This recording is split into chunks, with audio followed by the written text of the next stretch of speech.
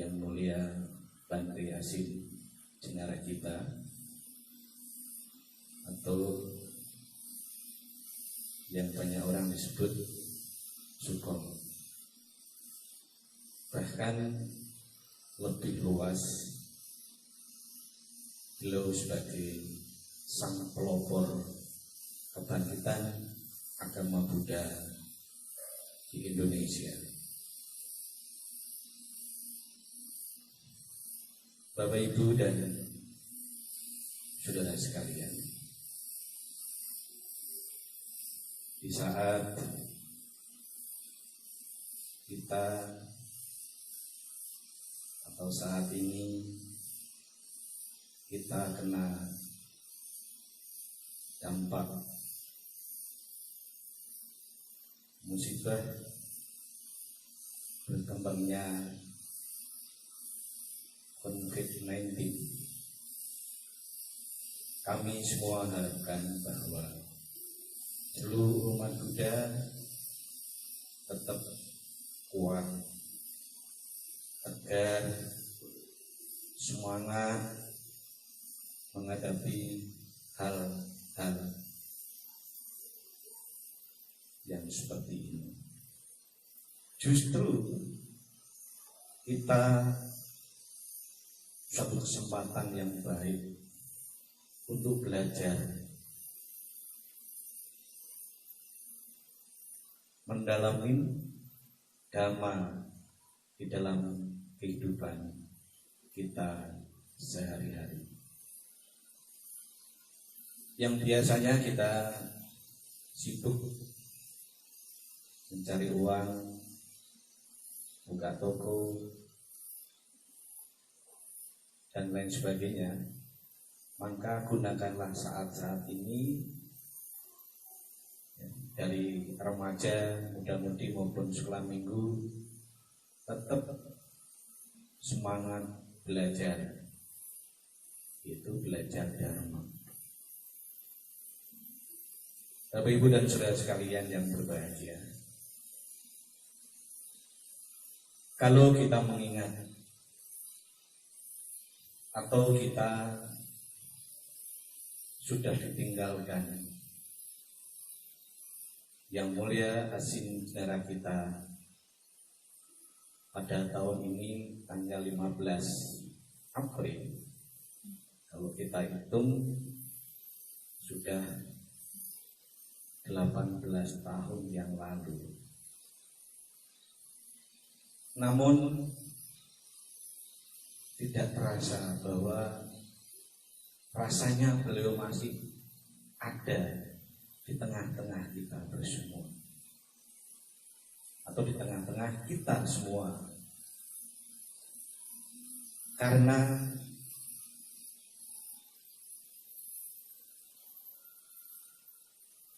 belajar atau ajarannya yang diberikan oleh kita semua, khususnya umat Buddha, karena beliau sebagai sang pelopor, maka tanpa ada beliau Indonesia mungkin tidak ada agama Buddha. Maka bangkitlah kita umat Buddha dalam menjalankan dan praktek dharma dalam kehidupan kita sehari-hari. Bapak, Ibu, dan saudara sekalian yang berbahagia, di depan tadi saya katakan bahwa Bante akan sedikit cerita tentang perjalanan mengikuti beliau sejak saya mengikuti beliau. Saya mengenal beliau hanya saat itu hanya di cerita. Sebelum saya datang ke sini, saya menambah cerita. Siapa yang cerita? Yang cerita seorang sangga juga yang bernama Persi Dewa Dharma Putra. Beliau seorang sangga yang tinggal di dengan usia sangat sepuh dan sekarang sudah meninggalkan kita semua pada tahun 2010. Sekarang sudah di tahun ini nanti Desember 10 tahun.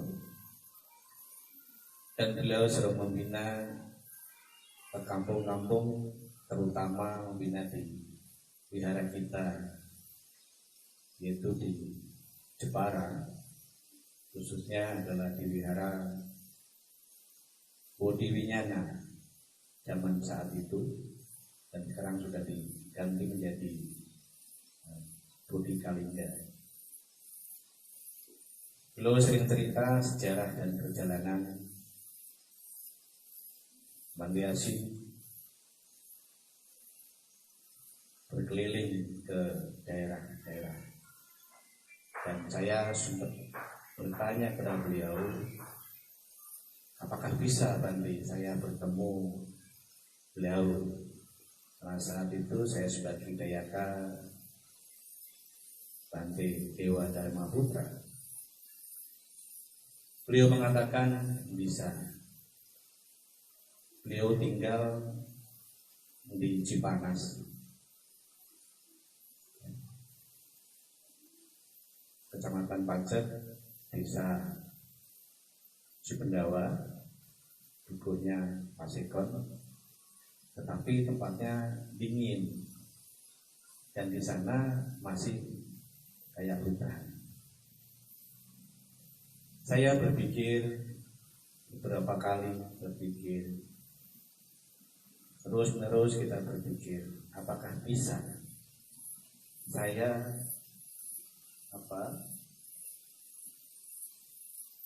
ketemu maupun melihat maupun ikut beliau. Ya, Bante Dewa mengatakan, ya kalau kamu mau pasti bisa, karena yang mendorong kekuatan adalah keinginan. Kalau keinginan kamu mau, pasti kamu bisa. Tambah tahun, dari hari ke hari, dari bulan ke bulan, saya berpikir, merenung, dan guru kita adalah menyarankan, kalau kamu mau, bahasa Jawanya ngenger, ya. Mungkin tahu Bapak Ibu sekalian ya, ngenger itu bilangnya belajar, ikut, ya, ikut kepada siapa yang kita mau ikutin adalah dalam bahasa Jawa itu ngenger, jadi ikut belajar. Ya, saya bertekad untuk ingin belajar, tetapi saat itu belum punya keinginan untuk menjadi seorang samana atau seorang babajita, ya, hanya ingin belajar agama Buddha saja. Lalu kemudian hari ada salah satu yang namanya Romo Pandita, dan beliau sering ke Wihara Sakyawaram atau ke puncak, atau jelasnya beliau sering ketemu Sukomo. Saya berbicara sama beliau, seorang pandita yang namanya Bapak Subur. Mungkin kalau Pak Parjo, ya, Pak Murtiman, ya, beliau tahu karena dia adalah orang lama yang tinggal, dan beliau ikut Bante Asin mendedikasikan diri untuk menjadi seorang driver untuk mengantar ke sana sini. Itu juga karma baik bagi saya. Bapak Ibu dan Saudara sekalian, lalu saat saya diberikan saya juga sempat tanya cerita kepada yang bernama Pak Subur dan sekarang sudah almarhum. Dan beliau kalau memang you mau atau belajar, ya boleh nanti saya kasih pengantar atau surat pengantar, kasih surat pengantar kepada yang bernama Pak Subur. Saya kasih surat pengantar, lalu sudah jadi pengantar saya pastikan kapan berangkat, lalu dia dibikinkan, lalu saya langsung berangkat. Dalam perjalanan zaman dulu mungkin kayak sekarang. Sekarang di mana aja banyak kendaraan. Dulu sangat sulit. Saya dari kampung aja berapa kali naik turun angkutan naik angkutan. Ya, naik dari Kampung Bante ke kota kecil yang namanya Klet, naik angkut umum, lalu ke Jepara, lalu ke terminal Kudus, itu naik bis malam yang namanya bis Bandung Express. Sampai sekarang yang Bandung Express yang beralamat di Dr. Cipto Bandung, dari Kudus perjalanan 1 malam. Saat itu mungkin masih ingat biayanya adalah 1.500 rupiah, ya, tahun 86.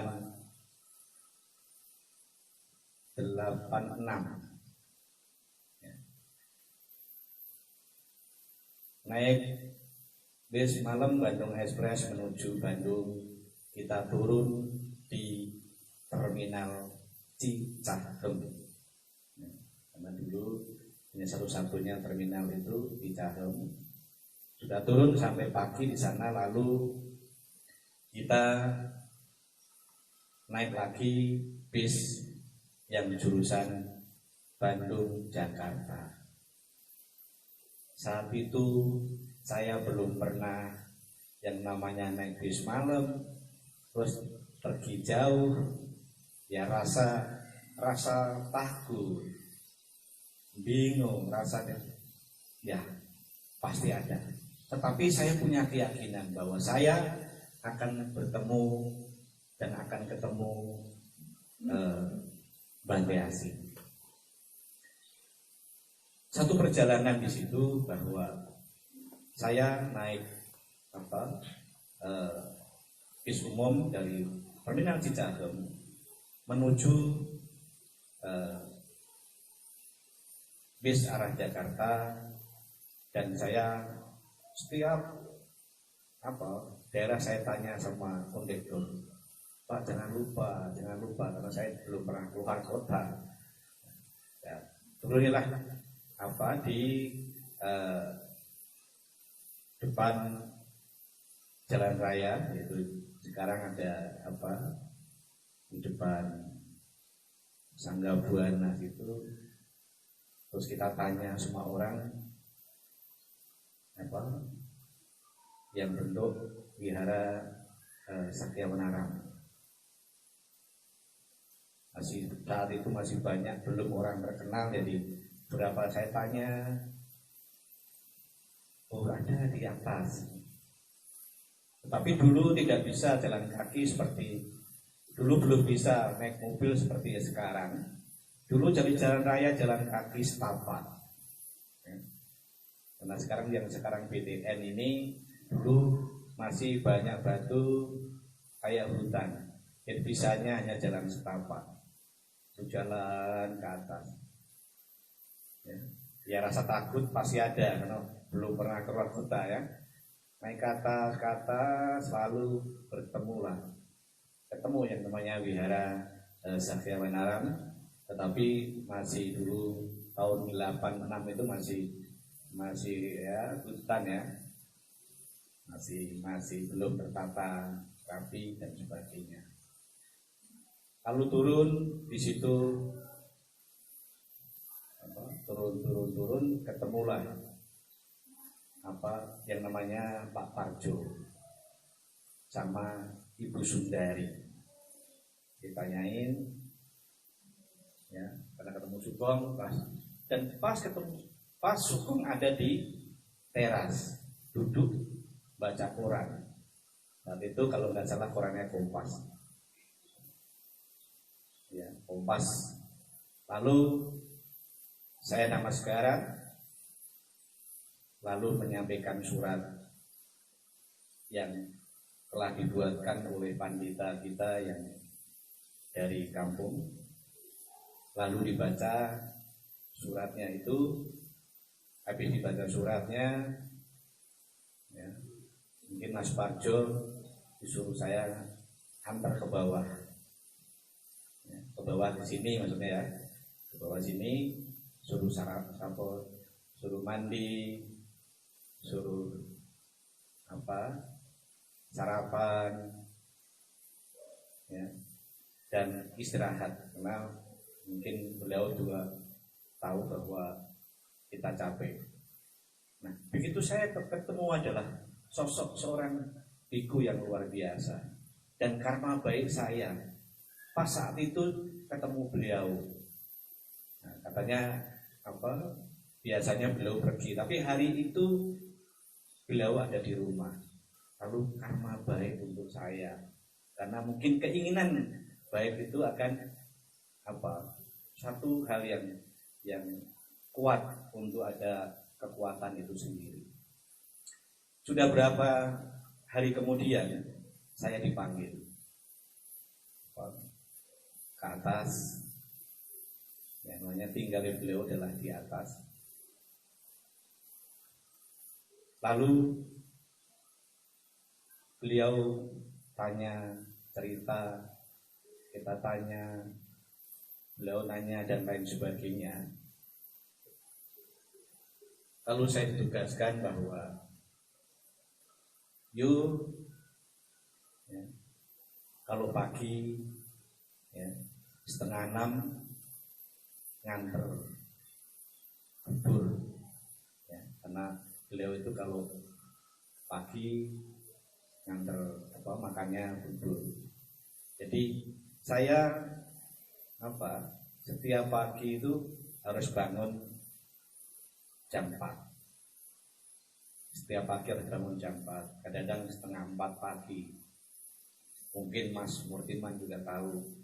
Kadang-kadang sebelum kita bangun harus, karena dulu belum ada listrik, adanya Petromak. Nah, Petromak ya, sama udah Petromak, belakangan ada diesel. Jadi 3:30 kita harus ngontel diesel, ya. Bahasa apanya itu, bahasa mudahnya, bukannya kalau sekarang enak starter, ya. Sekarang dulu tuh ngontel. Udah pagi-pagi dingin, kadang diontel 2-3 kali nggak nyala, kadang-kadang diontel lepas kena dengkul, ya. Itulah satu perjuangan, ya, yang perjalanan kita.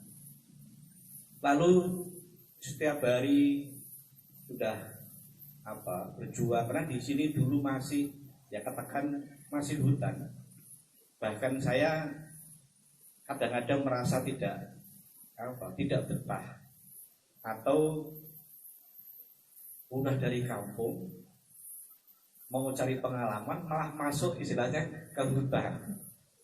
Sudah gitu banyak pacet lagi. Pacet itu lintah darat, ya. Dulu kan kita jalan sedikit aja kaki tahu-tahu berdarah. Karena masih banyak hutan, masih banyak becek. Nah, sekarang mungkin hampir tidak ada, karena sekarang sudah bersih. Lalu hari kemudian, setiap pagi kita nganter bubur, karena beliau paling telat beliau 5:30 harus sudah sarapan, karena beliau memang sarapannya bubur. Setiap hari Lalu kemudian hari bahwa sudah itu beliau juga sering, udah nanti beliau suka pergi mau ke Bandung maupun ke Jakarta. Lalu beliau mengatakan nanti ikut Sukong. Saya bingung ikut kemana kan? Ikut Sukong, ya pergi ke Bandung, kemudian ke Jakarta, ya, yaitu kadang sama Mas Parjo dan sama Pak Murtiman yang sampai sekarang beliau masih aktif di Wihara Sakya Dalam. Inilah orang-orang sejarah, orang-orang lama yang masih ada simpati dan ada satu rasa mungkin rasa utang budi ya pada Wihara Sakya sekarang mengabdikan diri kepada wihara. Terus menerus perjalanan bahwa di situ lalu kita pergi diajak. Kemudian hari kita disuruh sekolah ke Bandung, tinggal di Wihara Wimala Dharma. Sekolah apa? Sekolah montir. Itu belajar montir mobil. Ya istilahnya kalau sekarang mungkin ya itu bengkel lah. Nanti walaupun bagaimana, nanti kamu punya skill, keahlian untuk kalau ada mesin yang rusak kalian tahu. Terutama sebelum saya itu Mas Murtiman dulu suruh belajar, beliau lulus, saya masuk ke sana ke Bandung untuk belajar. Nggak salah selama 3 bulan atau 4 bulan gitu. Setelah selesai dari Bandung, saya suruh belajar nyetir bawa mobil. Pelan-pelan, ya saya mungkin juga yang ngajari adalah Mas Murtiman, ada Mas Parjo yang pakai dulu punya namanya Colte tahun 79 atau berapa ya, lupa katanya. Ya. Sudah itu sering diajak keluar kemana, beliau pas kebetulan saya dikasih tahu, bukan kasih tahu ya, mau ada Babaja itu di tahun di Palembang. Nah, di Babaja di Palembang, saya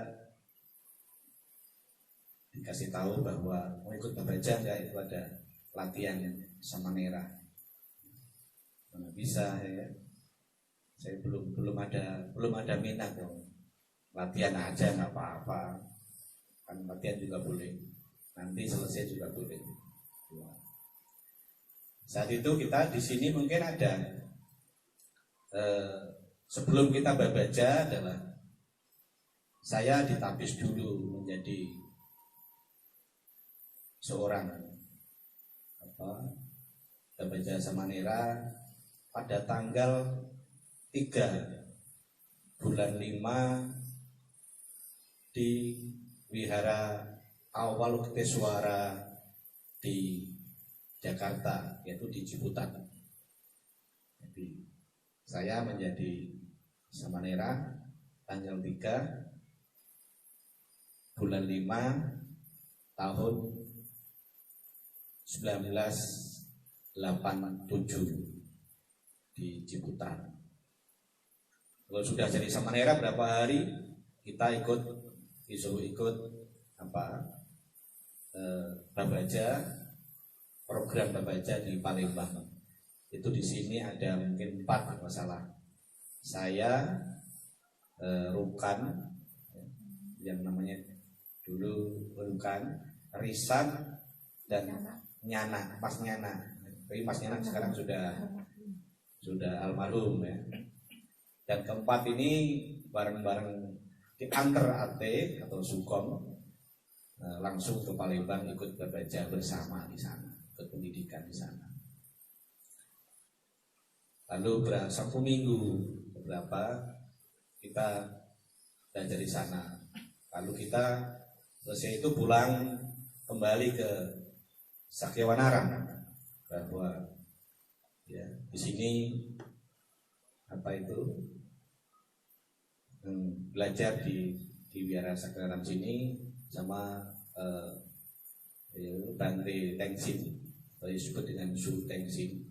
Kita berempat masih semua terus masih belajar. Hari-hari dibimbing oleh langsung Bante Tengsin, belajar Liam Keng, Parita dan beliau sering ceramah dan lain sebagainya. Lalu 87 kita singkat waktunya panjang kalau enggak ya. 87 tadi dulu yang dua gugur dulu Nyana sama Risan dari lepas jubah. Kita tinggal berdua, namanya saya sama namanya Rukan yang namanya itu Arya Karuno. Lalu kita berdua menjadi di Upasambada menjadi biku. Tahun 87 tanggal 8 bulan 12 jam 10 pagi kita berdua menjadi seorang biku. Karena saat kita sama Nera itu ya saya menghadap beliau sebelum jadi biku ya, karena mau lepas, tapi beliau nanti diajak keluar, diajak jalan dan lain sebagainya. Nah, lalu kita tahun 87 tadi bulan 8 tanggal 8 bulan 12 di Upasada atau di Upasapada jadi biku. Lalu kelanjutannya adalah kalau kita mengingat bahwa sosok seorang Bante Asih, sedikit tadi ceritakan ya perjalanan Bante, mungkin masih panjang sebenarnya, masih banyak, tapi ini nanti sedikit kita. Kalau kita mengingat bahwa dan mengenal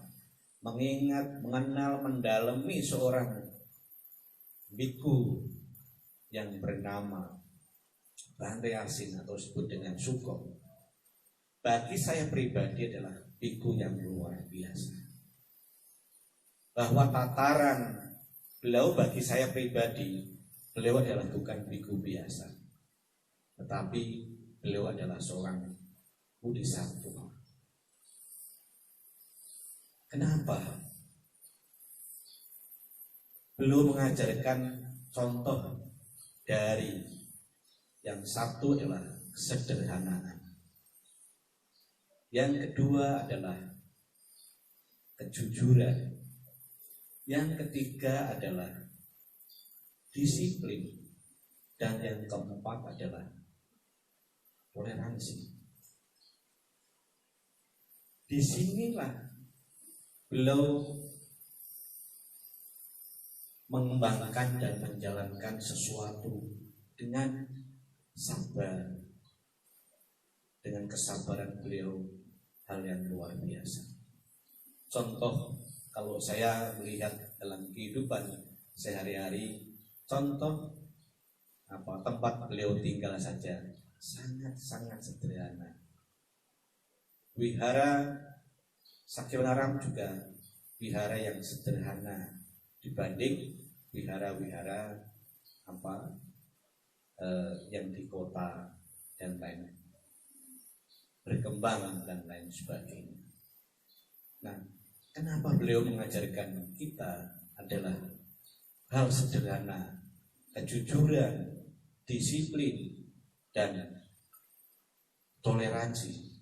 Ini hal yang luar biasa.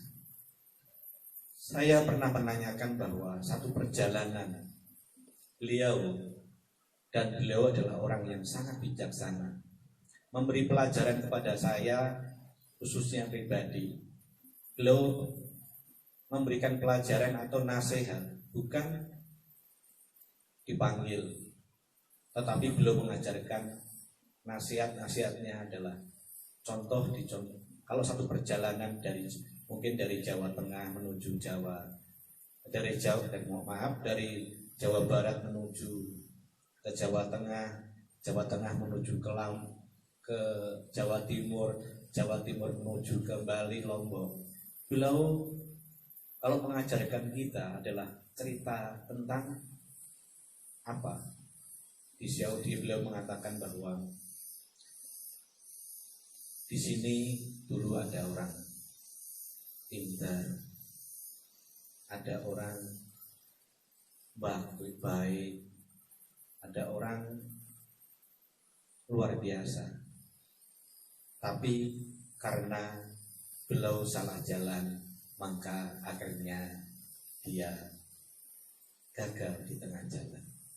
Nah, disitulah pelajaran beliau kita tangkap bahwa secara nggak langsung memberi pelajaran kepada saya atau kepada kita.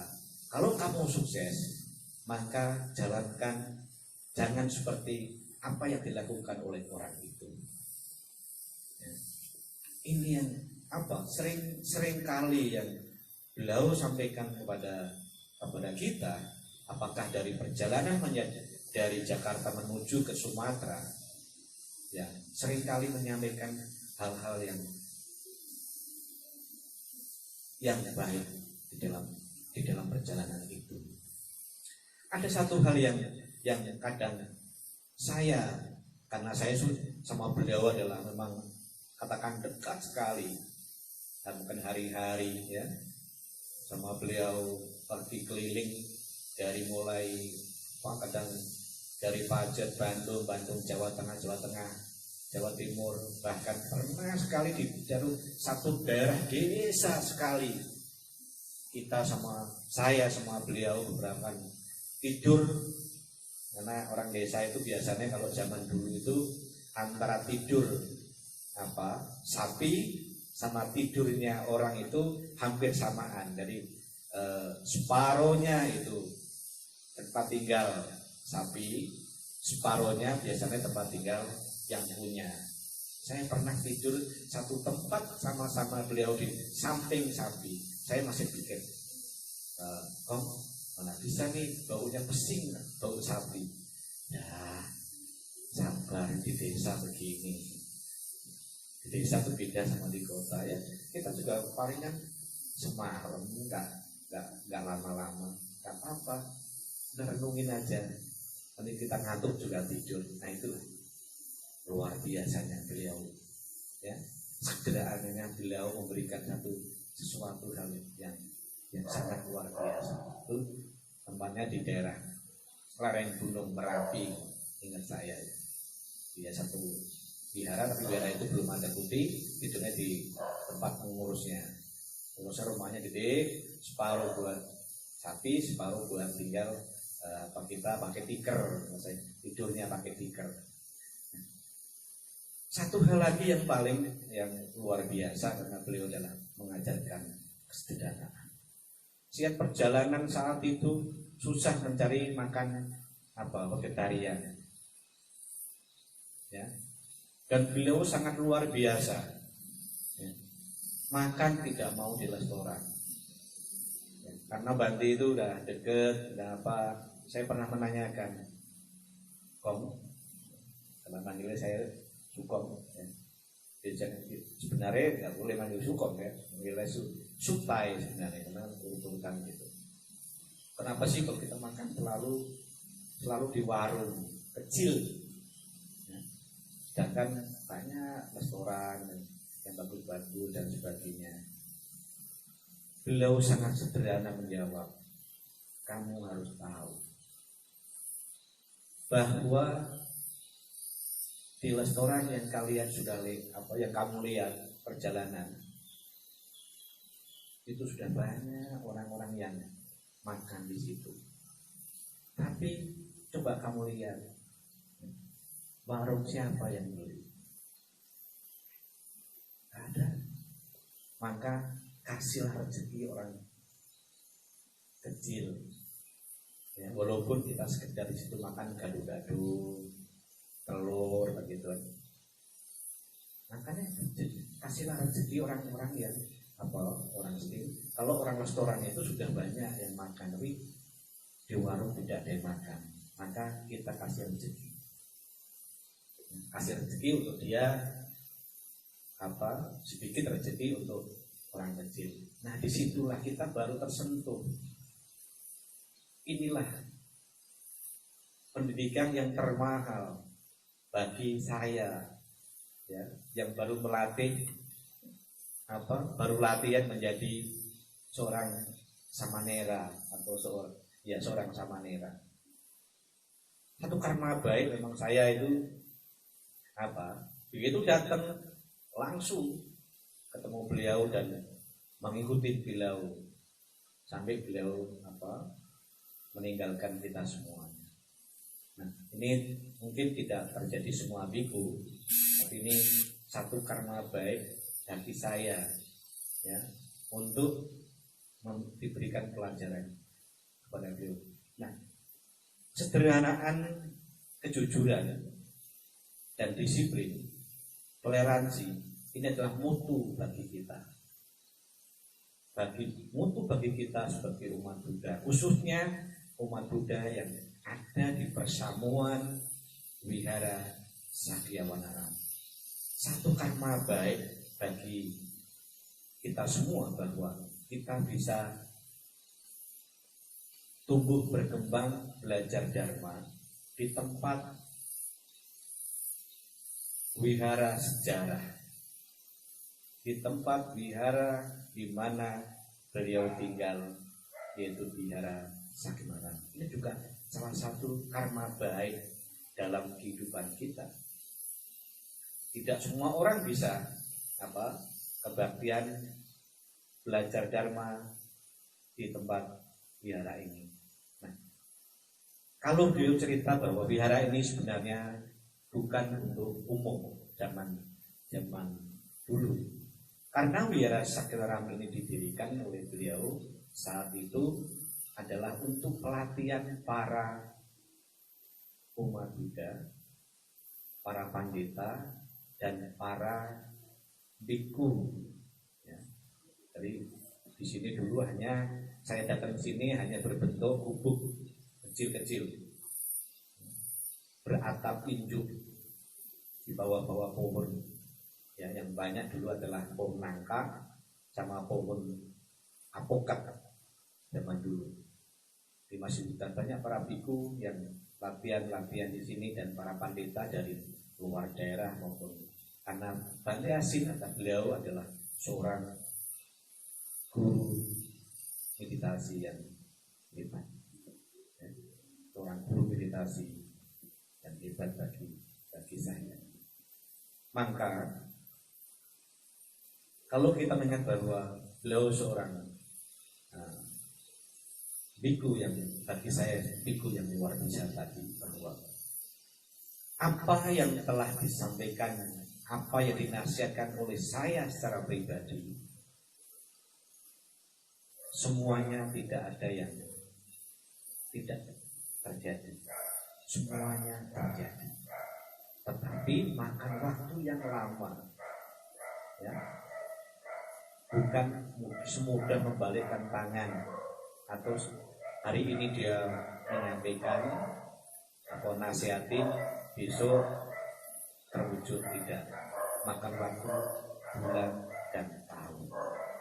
Itu contoh yang paling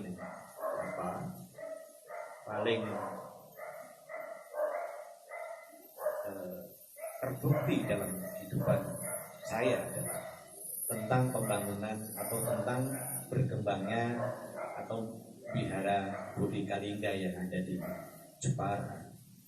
Saat itu beliau mengatakan bahwa karena beliau sering datang ke sana, ya, jadi ini nanti dibangun, ya, supaya umatnya berkembang dengan baik.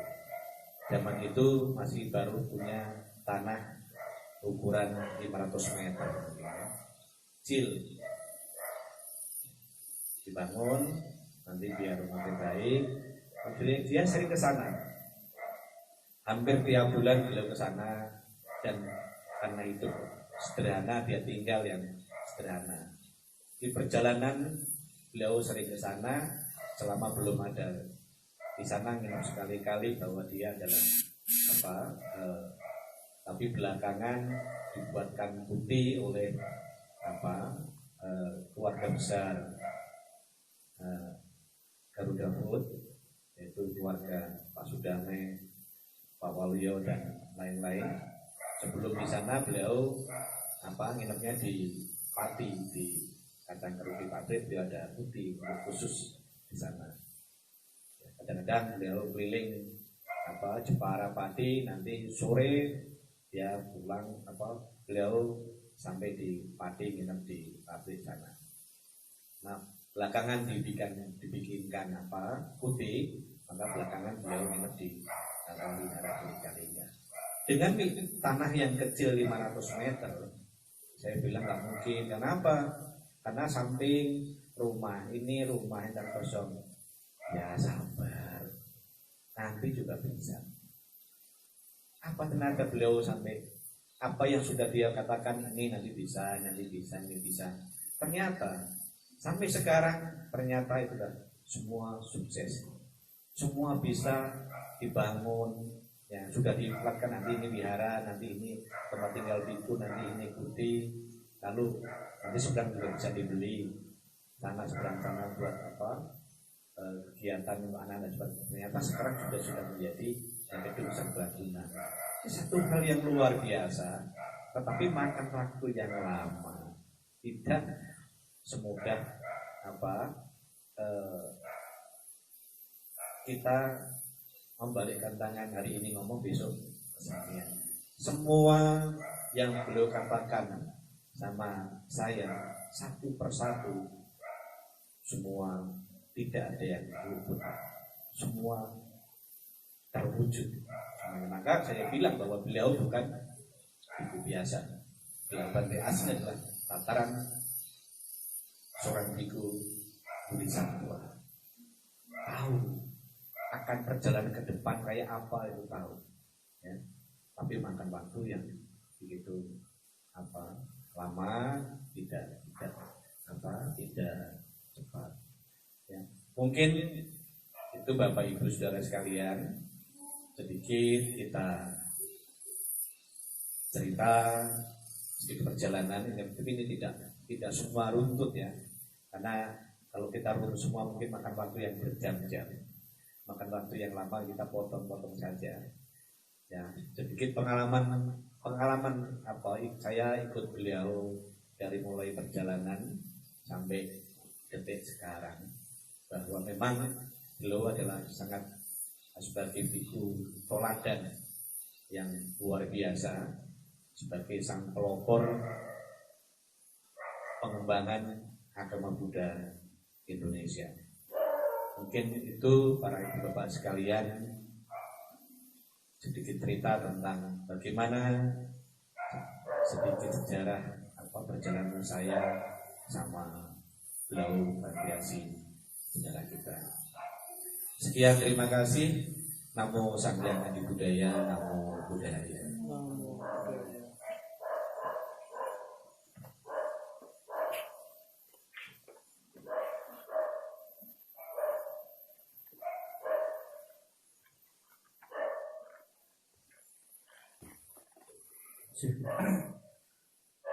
Demikiannya tadi Dhamma di sana dari Biku Sangga telah bersama-sama kita dengar tentang sejarah pengalaman dan perjalanan hidup Biku Arya Pisalo dan juga